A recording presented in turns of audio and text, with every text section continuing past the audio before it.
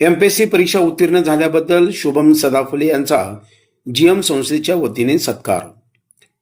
सोलापुरातील ज्येष्ठ विधिज्ञ ॲडव्होकेट संजीवजी सदाफुले यांचे सुपुत्र शुभम सदाफुले यांची एमपीएससी परीक्षा उत्तीर्ण होऊन डेप्युटी डायरेक्टर ऑफ ॲग्रिकल्चर या पदी त्यांची निवड झाल्याबद्दल जीएम मागासवर्गीय बहुउद्देशीय संस्थेच्या वतीने संस्थापक बाळासाहेब वाघमारे यांच्या हस्ते निळी टोपी, शाल, पुष्पगुच्छ व भारतीय संविधानाची प्रास्ताविकेची प्रतिमा भेट देऊन सत्कार करण्यात आला व पुढील वाटचालीस शुभेच्छा देण्यात आल्या. या प्रसंगी सत्कारास उत्तर देताना शुभम सदाफुले म्हणाले की डॉक्टर बाबासाहेब आंबेडकरांचे विचार डोळ्यासमोर ठेवून मी शिक्षण घेतलेले आहे. येणाऱ्या काळामध्ये मी ज्या ठिकाणी कार्यरत असेन तिथून देखील समाजातील गरजूवंत हुशार विद्यार्थ्यांना एमपीएससी यूपीएससी या परीक्षेसाठी मदत करेन व प्रोत्साहन देईन असे बोलून जीएम संस्थेच्या सामाजिक कार्याचा गौरव केला.